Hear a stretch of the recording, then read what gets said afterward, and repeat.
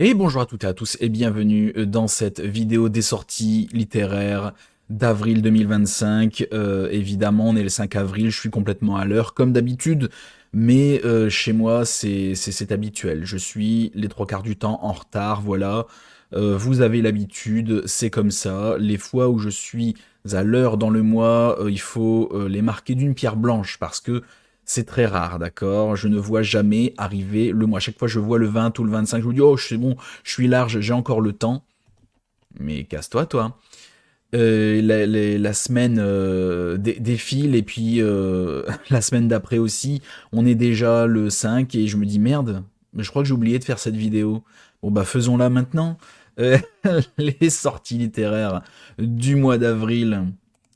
Et on commence doucement, si Opéra veut bien fonctionner, avec Pierre Bayard, pourquoi je sais pas pourquoi c'est marqué détective, pourquoi c'est un X, détective privé, l'affaire Petit Prince de Clémentine Beauvais. C'est un tome 1, c'est aux éditions Sarbacane apparemment, 272 pages.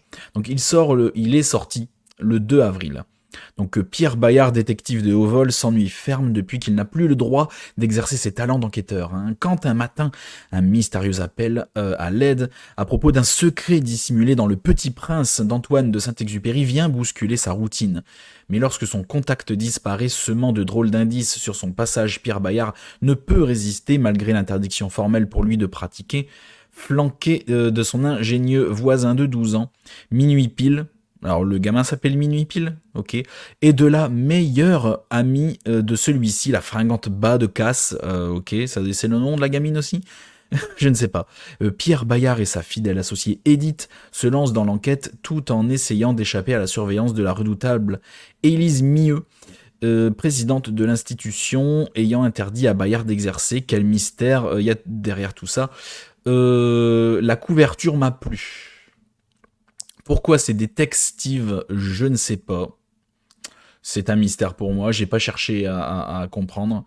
Pour moi, dans ce résumé, il n'y a rien de particulier qui fait que ça m'a attiré plus que ça, je dois vous l'avouer. Cependant, bah, c'est un cosy mystery, moi j'aime bien les cosy mystery. Si Clémentine Beauvais passe par là, je prends le service presse avec grand plaisir, j'adore les cosy mystery, voilà. Donc oui, est-ce que le détective est un bon personnage? Je ne sais pas, on le voit pas dans ce résumé. Les personnages, est-ce qu'ils ont un intérêt? On ne sait pas. Est-ce que l'enquête est vraiment mystérieuse? Elle m'attire pas plus que ça, pour être très honnête, mais je ne demande qu'à être surpris. Franchement, je ne demande qu'à être surpris. À mon avis, c'est un bon petit cosy mystery sympathique sur la base d'Antoine de Saint-Exupéry, le Petit Prince, sur la base du Petit Prince. Pourquoi pas, j'ai envie de te dire, pourquoi pas. J'espère que c'est bien. Si vous aimez ça comme moi, je vous encourage peut-être à le lire. Voilà. Si tu l'as lu, n'hésite pas à me donner ton retour dans les commentaires. Moi j'aime bien ce genre de petits retours là, en trois mots, en trois lignes, hein, voilà, tu me fais c'est bien, c'est pas bien, ça va te plaire, ça va, machin, voilà. Faut pas hésiter ça, hein. Alors, regardez ça. Je l'ai là. Je suis allé à la librairie en début d'après-midi et j'ai La Septième Lune de Pier Giorgio Puglisi. C'est un tome 4 apparemment. Tome 4 sur 5, c'est marqué, mais enfin, c'est sorti le 2 avril aux éditions Gallmaster. Voilà. Et donc, de quoi ça parle? C'est un tome 4. Eva, Mara et Vito Strega fêtent la naissance de leur nouvelle unité d'enquête dédiée au crime en série dans un hôtel de luxe au cœur de Supramonte Sarde. Et j'imagine que ça se dit comme ça parce que c'est en Italie, je ne sais pas. Lorsqu'ils apprennent que le corps sans vie d'une jeune fille a été retrouvé dans le parquet de Lombardie, les pubs m'agacent. Donc Clara Pontecorvo arrive la première sur les lieux, découvrant un crime atroce qui lui rappelle une autre affaire survenue en Sardaigne. Là, c'est clairement un résumé basé sur un public déjà bien établi. En mode, vous avez lu les trois précédents, les persos, vous les connaissez, vous savez comment ils bossent, vous savez que le rythme va être bon, vous savez que ça va être forcément intéressant. J'ai pas lu les trois précédents, donc je ne sais pas. Ce que je sais, moi, c'est que j'ai lu le Pierre Giorgio Puglisi précédent, La librairie des chats noirs, et que j'ai adoré. Donc, dès que j'ai vu que celui-là sortait, je me suis jeté dessus, comme la misère sur le pauvre monde, comme on dit dans le jargon. Et donc, quand je l'ai vu à la librairie, j'ai pas hésité, je l'ai pris. Petit format comme ça, moi j'aime bien, c'est parfait. En plus, la couve est sympa, moi j'aime bien. Oui, parce que chez moi, la couverture est très importante, tout autant que le résumé. Pour moi, c'est un tout. Et je l'ai acheté juste pour l'auteur, tu vois. C'est vraiment hyper triste de faire ça. Parce que si je me tenais qu'au résumé, en fait, je l'aurais pas pris. Mais comme j'ai adoré le dernier Polixi, je me suis dit, vas-y, je me laisse tenter sur celui-là. Et puis si j'aime bien, je lirai les 3 premiers tomes. Et puis c'est tout. Donc il est sorti le 2. 520 pages, il fait chez Galmaster. Ensuite, la résurrection du pire. Donc je vous préviens, ce mois-ci, c'est un petit mois, il y a eu quelques sorties. La plupart, c'est pas que je suis pas convaincu, mais si ça avait été un gros mois avec plein de grosses sorties, je les aurais pas forcément sélectionnées. Mais là, dans les circonstances de ce petit mois, ben, c'est ce qui me plaît le plus. Voilà, je préfère préciser. Oui, parce que ce n'est pas toutes les sorties, je le dis à chaque fois, à chaque début de vidéo, là j'ai oublié, ce ne sont pas toutes les sorties Polar Thriller du mois, ce sont les sorties qui m'intéressent moi. C'est tout. Parce que, par honnêteté intellectuelle, honnêteté tout court, je ne vous parle que des sorties qui m'intéressent, des livres que je pourrais lire. Je ne vais pas vous parler des livres dont j'en ai absolument rien à cirer. Tout ça parce que c'est un polar. Il y a des polars qui m'intéressent pas. Donc je vous présente que ce qui m'intéresse. Donc la résurrection du pire d'Angelina Delcroix. Vous me croirez si je vous ai dit que j'ai jamais lu un seul Angelina Delcroix. Il y a plein d'auteurs qui m'intéressent comme ça, mais je ne prends pas le temps de les découvrir, parce qu'il y a toujours d'autres romans qui m'intéressent plus et qui passent devant. Donc c'est terrible. Et comme je ne lis qu'une bonne 50aine de livres par an en général, et pas 1500 comme la plupart des influenceuses littéraires, voilà, on peut pas être partout, hein, j'ai envie de te dire. Essayez toujours, murmure-t-elle, sourire aux lèvres, je n'existe pas. Le projet expérimental consistant à exiler certains détenus dangereux sur une île, ah oui c'est vrai, sans loi ni surveillance est toujours en place. En contrepartie de cette fausse liberté, l'identité des criminels qui ont accepté cette relégation est définitivement supprimée. Ils n'ont plus d'existence, plus de passé. Rayés de la mémoire collective, sans retour en arrière possible. Et sans doute parce que ce qui se passe sur l'île reste sur l'île. Personne ne veut prendre en compte les rapports accablants de la psychocriminologue Chloé Ménil et de l'adjudante Joy Morel, qui se sont pourtant rendus sur place. Alors quand 4 des pires criminels de ce cercle de l'enfer parviennent à s'échapper, et regagnent le continent pour se venger, Joy et Chloé n'ont d'autre choix que de se replonger dans l'horreur. Ok, donc on a l'île de la Muerte, dont 4 de ces tarés se sont... non, 2 non, 4, ouais. 4 de ces tarés se sont échappés. C'est chez Hugo Publishing. Il fait 432 pages, il est sorti le 2. Angelina Delcroix, je ne sais pas ce que ça vaut, parce que je vous l'ai dit, je ne l'ai jamais lu. Mais franchement, le résumé me fait bien envie. Pourquoi cette île existe, d'où c'est venu, le lore de l'île, pourquoi ils ont fait ça. Moi, ça m'intéresse. Et du coup, si c'est des gros psychopathes à ce point-là, de quoi ils veulent se venger si c'est eux les méchants? Voilà, moi c'est la question que je me pose. Donc oui, moi ça m'intéresse fortement. N'hésite pas, si tu l'as déjà lu, à donner ton petit avis dans les commentaires. Moi je prends. Parce que peut-être que ça pourrait me donner envie de le lire. Moi je vois ça aussi, donc n'hésite pas. Hein. Ensuite, toujours le 2 avril, le dernier Petronil Rostania, commandant Alexandre Laroche, tome 5 sur 5, c'est marqué 352 pages, chez HarperCollins. Donc le 2, il est sorti, le 2 avril, il est bien noté apparemment. Donc Jérémy Bouscaret est infirmier à l'hôpital Lariboisière une nuit, alors qu'il fume devant les urgences, une voiture pile face à lui. Au volant, une femme en état de choc. À l'arrière, 2 enfants blessés par balle. Lorsque le commandant Alexandre Laroche arrive sur place, la mère est introuvable. Pourquoi s'est-elle évaporée dans la nuit? Pour la flic, démarre une course contre la montre, pour l'infirmier, une quête obsessionnelle qui le transformera à jamais. Qui des deux aura le fin mot de l'histoire? Voilà, donc j'espère que c'est un polar qui a un bon gros rythme, qui tâche bien, où il se passe plein de choses. Ça a l'air d'être le cas. Si HarperCollins passe par là, je veux bien le service presse. Je suis en train de lire, d'ailleurs, espère que vous-même m'avez envoyé La fille de Jonathan Baker, que j'adore pour l'instant. Je suis allé, on va dire, aux 2 tiers du bouquin et j'adore. C'est trop bien. Je vous incite fortement à vous procurer La fille de Jonathan Baker parce que c'est trop bien. C'est trop intéressant, la psychologie est trop intéressante, l'histoire est trop bien, c'est bien rythmé, c'est trop cool. J'ai hâte de voir la fin, la résolution, parce que là c'est trop bien. C'est trop cool. Donc, HarperCollins, si vous passez par là, un deuxième SP, moi ça m'intéresse. Surtout que ça a l'air pas mal. Franchement, ça a l'air pas mal. Toujours le 2, 352 pages. Voilà. Alors ça, hors contexte, voilà, j'avais envie d'en parler. C'est chez Albin Michel, les résistantes, le rôle crucial des femmes face au nazisme. C'est chez Albin Michel, c'est marqué France Inter dessus. Adopté d'un podcast, cet ouvrage raconte les destins croisés de 5 résistantes, 2 figures illustres, Lucie Aubrac et Geneviève de Gaulle, et 3 femmes restées dans l'ombre, Mila à Racine, Simone Mathieu et Renée Davelli. S'entremêlant et se répondant, ils forment un récit choral qui redonne leur place aux femmes dans la lutte contre le nazisme entre 40 et 44. Ce genre de truc qui m'intéresse, qui peut m'intéresser, que ce soit en podcast, en série, documentaire ou même en roman comme ça. Je sais pas si c'est un roman ou si c'est vraiment juste une histoire à raconter. Enfin, tu vois, c'est pas romancé, je veux dire. Je sais pas si c'est romancé ou si c'est vraiment une sorte de documentaire. Je ne sais pas. Mais s'il fait 448 pages, moi je trouve ça hyper intéressant, hyper cool de mettre les résistantes en avant. Donc voilà, petit passage parce que moi ça m'intéresse. La Croix des Ténèbres de Joseph Massé-Scarron. On dit Massé? Oui, je ne sais pas.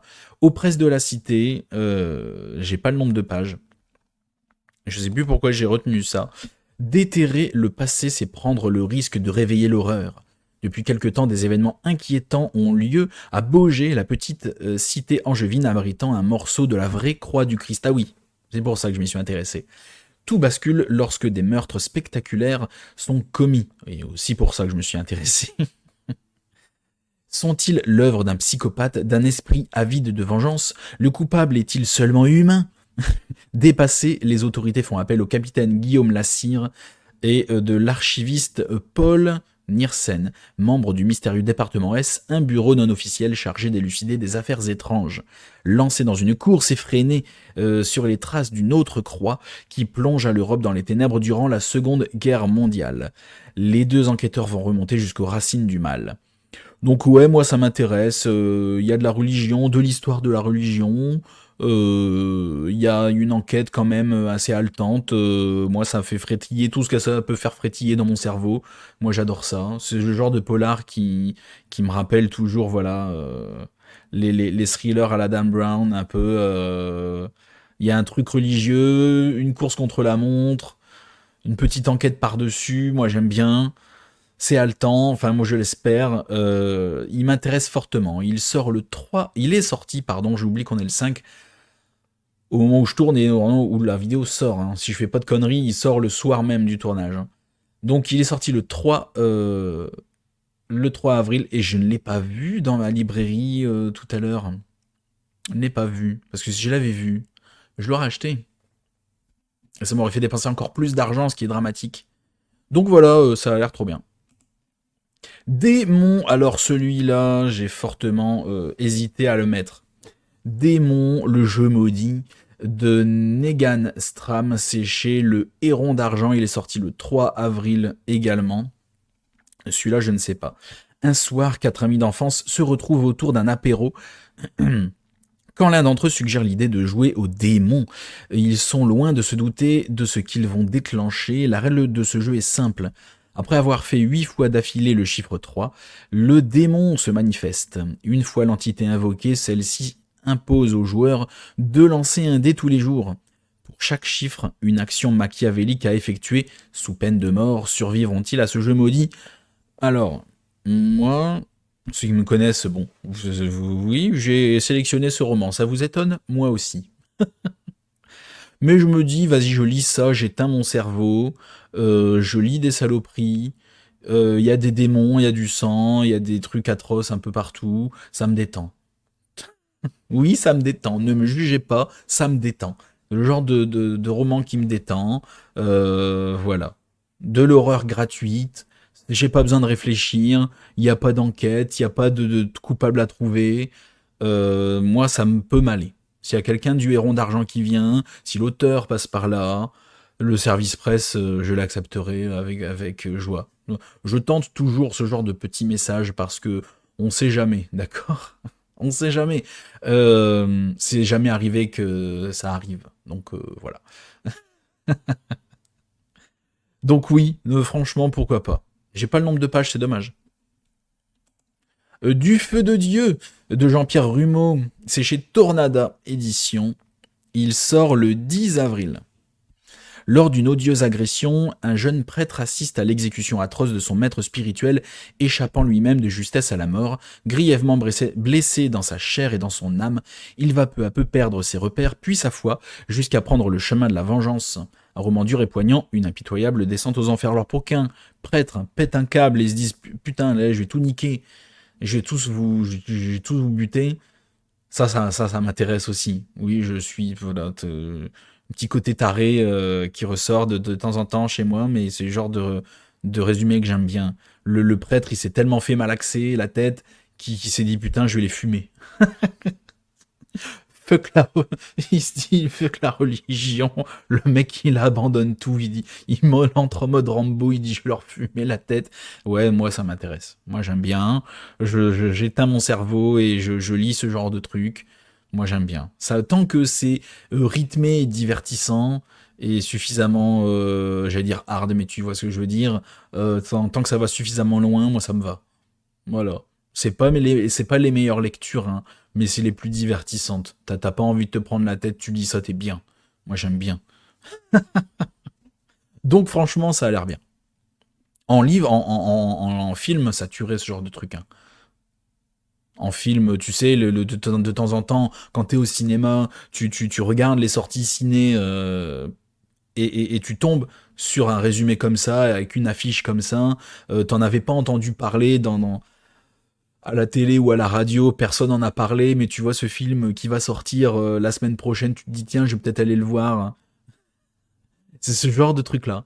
C'est ce genre de film-là, le petit film d'horreur, le petit thriller qui va bien, et tu te dis tiens, pourquoi pas, t'en ressors, tu te dis c'était pas mal, mais ça cassait pas des briques, j'ai quand même passé un bon moment. Voilà, c'est pile ce genre de moment-là. Je sais pas si tu vois la comparaison, enfin c'est pas grave. Le prochain Olivier Ball, Malavant, chez XO, il sortira le 24 avril. Île de Malavant, octobre 1987.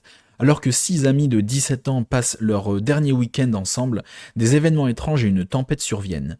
20 ans plus tard, invités sur la même île, par l'écrivain Jonas Waverley, Alice, Stan, Erwan et François sont pris au piège. Ils ont eu une nuit pour s'en sortir en réalisant des épreuves liées à leur passé, ainsi qu'au roman de Waverley. Il y a un petit côté l'île de Jérôme Loubry quand même. Voilà, telle année, ils ont passé un été là, un week-end, un moment. Et 20 ans, un moment, quelques années plus tard, ils y retournent et par contre là, c'est pas la même soupe. Ils en chient. Et je me dis, bon, ok, c'est plus ou moins la même chose. Sauf que là, ça a l'air mieux. Lille, c'était pas bien. Je suis désolé pour mon chouchou Jérôme Loubry. Lille, c'est pas bien. J'ai pas aimé du tout. Et je suis largement pas le seul, malheureusement. Donc ouais, ça m'a fait penser un peu à ça en lisant sur le coup. Mais faut voir les épreuves du passé, parce que voilà, un passé difficile, les épreuves liées à leur passé, bon, c'est le genre de trucs qu'on a vu quand même 100 fois, faut le dire, hein. Donc si c'est pas vraiment béton, hyper intéressant, ça aura pas tellement d'intérêt, je trouve. Je suis quand même curieux. Voilà, je suis quand même curieux. Est-ce que ça va être bien ou pas? Je pense que c'est le genre de roman où je vais attendre de voir les avis des autres avant de peut-être m'y intéresser. Parce que là, comme ça, voilà. Ça me fait trop penser à l'île de Jérôme Loubry et j'ai pas aimé ce roman, donc je vais attendre un peu. Par contre, Ma lecture du mois d'avril, je vais devoir attendre la fin du mois, c'est Requiem pour la Dame Blanche d'Éric Foissier, le roman d'Éric Foissier de l'année. Alors, vous savez à quel point j'aime les romans d'Éric Foissier, je veux dire à quel point j'aime Éric Foissier, j'ai jamais rencontré, à quel point j'aime les romans d'Éric Foissier. Et je n'ai même pas lu celui de l'année dernière, Le Bureau des Affaires Occultes, tome 4. Je ne l'ai pas lu. Je l'ai même pas dans ma bibliothèque, je l'ai même pas acheté. Pourquoi, je ne sais pas. L'année dernière, il est passé un peu à la trappe. Donc je ne me l'explique pas, j'adore Valentin Verne. Et c'est Adelaide, sa copine. Je ne sais plus, oui. Mais j'adore Valentin Verne, j'adore le Bureau des Affaires Occultes. Pourquoi je n'ai pas lu le 4, je ne sais pas, il faut que je rattrape cette erreur. On verra dans les prochaines semaines. Mais là, ce n'est pas du Bureau des Affaires Occultes, c'est autre chose, je pense que le Bureau des Affaires Occultes, je n'ai pas lu la fin, le 4, donc je ne peux pas le savoir, mais je pense que ça doit être terminé du coup. Mystère, ambiance baroque, crime impossible, poids du passé et de la guerre, jeu de masque. Qui est qui dans ce drame aussi ténébreux que glaçant? On ne sait rien au final. La couverture est assez moyenne, je dois dire. C'est chez Albin Michel, il fait 400 pages. Ça sort le 30 avril. Je sais pas si je l'ai déjà dit. Franchement, moi je le lirai parce que c'est Éric Foissier, parce que le résumé il est inexistant, la couve, bon ben j'ai vu mieux, hein. Mais voilà, je connais les romans d'Éric Foissier et je sais ce que valent ces romans, donc je sais que ça va forcer, j'allais dire ça va forcément être bien. Je disais ça avec les Jérôme Loubry aussi jusqu'à ce que je lise son dernier. Voilà. Sniff. Mais voilà, là clairement j'achèterai parce que c'est Éric Foissier et puis c'est tout. Il y a un délire de la Dame Blanche, donc pourquoi pas. Franchement pourquoi pas. Si vous êtes fan d'Éric Foissier comme moi, vous allez vous jeter dessus encore une fois le 30 avril. Et puis c'est déjà tout, c'est déjà fini. C'est déjà fini, merci à tous d'avoir regardé cette vidéo qui vient en retard comme d'habitude jusqu'au bout. N'hésite pas à la liker, à t'abonner à la chaîne si ce n'est pas déjà fait, en attendant la prochaine vidéo que je vais m'empresser de tourner juste après. Je vous le dis, ça va être l'avis lecture sur l'éducation des papillons, le dernier Donato Carisi, que j'ai plutôt bien aimé en plus, je vous le dis tout de suite. Merci à tous et à la prochaine chez Alistair.